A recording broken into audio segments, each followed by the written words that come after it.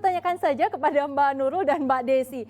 Apakah memang penampilan para cawapres ini sesuai seperti yang diharapkan? Karena kita sempat melihat ada momen-momen di mana itu kelihatannya hanya satu arah. Tidak mau berdebat tapi diskusi. Persis seperti yang disampaikan oleh Mas Sandi, Pak Sandi. Tapi kemudian ada waktu-waktu di mana ternyata mereka saling menohok dengan gayanya masing-masing. Puas Mbak Nurul dengan penampilan cawapresnya? Saya puas, memang itu tidak dibuat-buat ya. Pak Kiai itu menjadi dirinya sendiri begitu.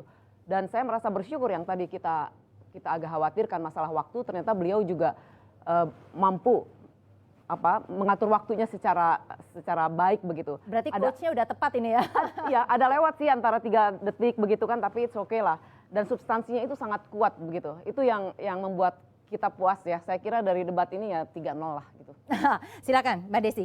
Saya puas dengan penampilan Mas Sandi karena dia fokus terhadap bagaimana memberikan solusi dan pemikiran-pemikiran untuk pemberdayaan masyarakat. Kalau tadi kita ngelihat Pak Ma'ruf kan lebih ke masalah memberikan bantuan sosial. Dan tentunya basic kami adalah untuk memberikan pemberdayaan masyarakat dan bagaimana masyarakat bisa menjadi mandiri melalui beberapa area. Memang Mas Sandi tidak menyampaikan point-pointers yang menjadi perilakunya ataupun bagaimana program-program ke depannya. Tapi dia banyak memaparkan tentang bagaimana behind pemikiran-pemikiran daripada program-program yang sebetulnya insya Allah akan saya sampaikan di sini, pointers-pointersnya. Bantuan sosial katanya dari 01, tidak ada ide yang gagasan yang memang bisa diperbarui untuk ke depannya kalau terpilih. Setuju?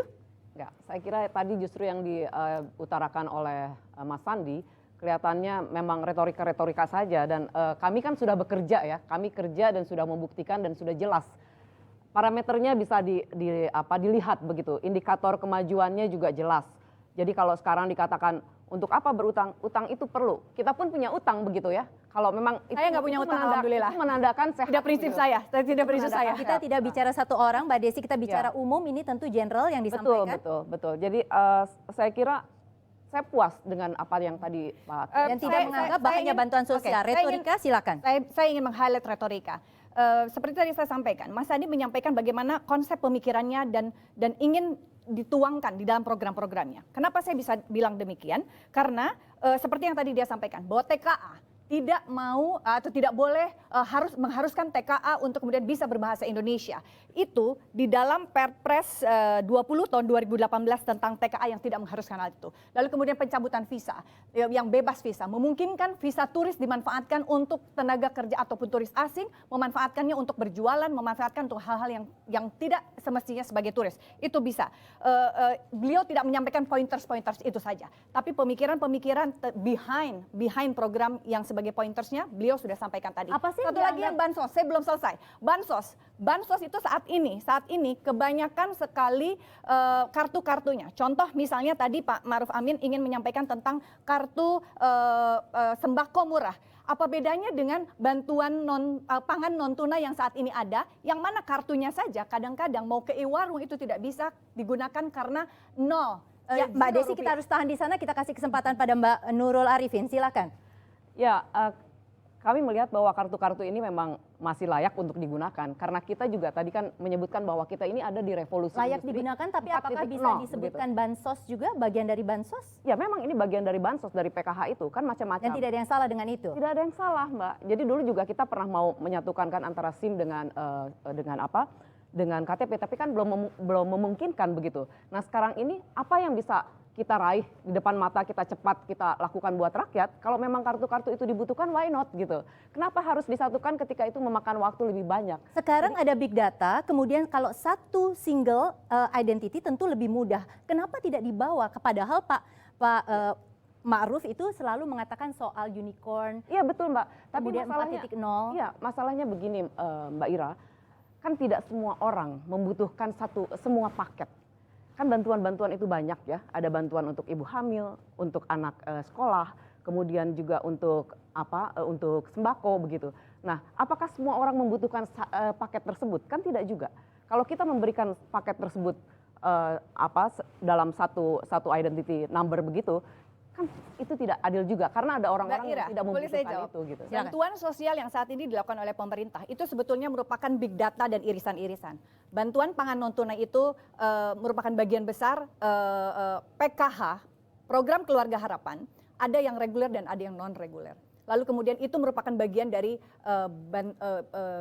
irisan data yang lebih besar lagi. Jadi sebetulnya mungkin berbeda, tapi sebetulnya orangnya sama di situ-situ juga gitu. Mbak Desi, Anda mau mengatakan bahwa sebenarnya satu orang itu sangat bisa diidentifikasi keperluannya tanpa tetap harus banyak kartu. Iya, betul, bisa. Untuk apa kita punya EKTP saat ini, kemudian ada basis data terpadu yang memang merupakan sumber daripada penggunaan data untuk semua program di kementerian. Oke, Jadi artinya bisa saja terjadi saat ini dengan banyak kartu, lalu kemudian tumpang tindih, bisa jadi. Oke, sekarang yang saya ingin soroti adalah pada beberapa pertanyaan atau paling tidak ada 1 atau 2 pertanyaan yang Pak Ma'ruf Amin itu menggunakan catatan. Apakah memang ini didesain bahwa supaya tidak salah, catatan itu sah saja? Ya, tidak ada pelarangan dalam hal dia menggunakan catatan. Kita lihat tadi juga Mas Andi menggunakan iPad-nya, sementara Pak Kiai kan tidak. Cuma sekali waktu itu dia menggunakan catatan untuk bertanya dan kemudian melihat jawabannya. Saya kira tidak ada yang salah dengan itu begitu. Karena memang dalam peraturannya juga yang kita tahu kan disebutkan bahwa itu boleh begitu. Dan bukan berarti bahwa beliau tidak menguasai masalah, tapi di sini sangat fair saya lihat karena kan Pak Sandi itu pernah menjabat sebagai wakil gubernur. Seharusnya beliau tahu instrumen untuk melihat DAK itu turunnya seperti apa. Kita tahan untuk soal instrumen, kita bahas berikutnya, tapi kita ingin memberikan kesempatan untuk Mbak Desi menjawab tadi soal bahwa Pak Sandi juga melihat iPad-nya, jadi sebenarnya contekan itu sama-sama dilakukan. Seperti yang tadi saya sampaikan, catatan itu penting karena kita sendiri pakai catatan. Kita perlu menyampaikan fakta dan data tentunya yang memang terukur dan benar, bisa dipertanggungjawabkan. Yang tidak boleh seperti tadi yang saya sampaikan. Kalau memang yang disampaikan itu bukan pemikiran genuine dari pemimpin kita, itu yang menjadi permasalahan. Artinya kalau contekan itu adalah untuk mengarahkan dia harus menjawab apa, dia harus menyatakan apa, dia harus membuat pernyataan atau pertanyaan, itu yang patut dipertanyakan. Jadi artinya kalau buat Mbak Nurul, iPad-nya Mas Sandi itu masih sah-sah saja dan buat Mbak Desi catatannya Pak Ma'ruf itu juga boleh saja. Iya, Mbak Nurul dulu boleh atau tidak berarti? Boleh. Boleh, oke? Boleh. Oke. Baik, ada pelarangan. pemirsa kini kita lihat komentar dan cuitan netizen yang sudah dikirimkan ke media sosial Trans7 sepanjang debat berjalan tadi. Beberapa di antaranya cukup menggelitik untuk kita bahas bersama. Baik, kita tampilkan dulu yang pertama, saya harus lihat, oh ini kelihatannya boleh kita lihat bersama-sama. Pak Kiai, boleh tolong dijelaskan maksudnya tantangan 10 years challenge, soalnya 2 kali menyebut tantangan di dalam 1 kalimat tuh. Nah ini menarik memang, dan ini sempat kita bahas pada saat kami mengamati debat, jadi 10 years challenge itu nggak dijelasin secara rinci, tuh lupa Pak Kiai ya? Betul, jadi boleh saya jelaskan? Silakan. Jadi 10 years challenge itu dimulai dari tahun 2020.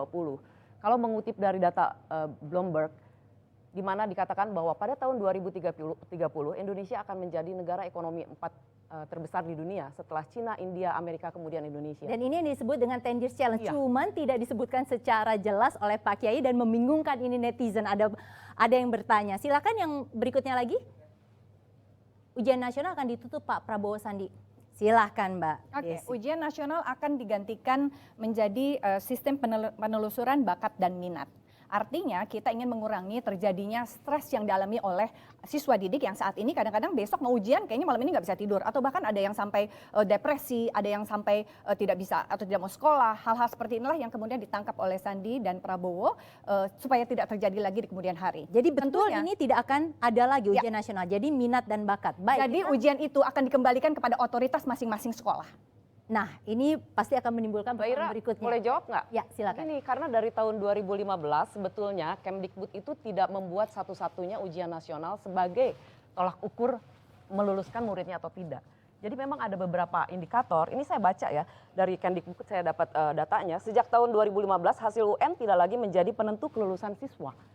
Parameter kelulusan adalah materi yang diajarkan, standar isi, proses, dan pemikiran. Kelulusan siswa dari satu pendidikan sekolah ditentukan oleh sekolah melalui rapat dewan Mbak Desi. guru. Sayangnya tidak semua guru bisa menerapkan ataupun dewan guru bisa menerapkan hal tersebut karena mereka selalu dikejar dengan kurikulum yang harus tercapai dalam jangka waktu yang pendek. Dan tentu saja masing-masing guru dengan kesejahteraannya yang belum sejahtera, mereka lebih berpikir untuk kemudian bagaimana kita aja mau ngejar paket kurikulum yang harus selesai dalam jangka waktu tertentu, terus kemudian mereka juga harus kemudian berpikir tentang kesejahteraan mereka yang belum terselesaikan. Banyak masih K2, banyak non kategori guru honorer yang kemudian itu juga masih belum terselesaikan. Menurut saya tidak sempat untuk kemudian berpikir tentang hal itu. Kita selanjutnya bahas membalas Trans 7, Pak Maruf Amin, Sandi Uno, teksnya bagus. Ini artinya apa ya? Teksnya bagus. Kita sama-sama nggak ngerti ini apa nih artinya. Teksnya bagus. Contekan. Oh, contekannya. Oh, Oke. Ini dapat bantuan ini dari produser, katanya ini maksudnya contekannya bagus untuk kedua belah kubu. pihak. Tadi sudah mengamini nggak apa-apa karena masih dalam tahap yang bisa diterima. Ada lagi kah? Kita lihat lagi. Apakah tadi ada meme katanya? Tidak jadi? Baik. Kita nanti akan lanjutkan Mbak Nurul maupun Mbak Desi. Sesaat lagi kami akan kembali untuk membaca makna gerak bibir bahasa tubuh para cawapres sepanjang debat bersama Handoko Gani, analis emosi. Jangan kemana-mana, tetaplah di Trans 7.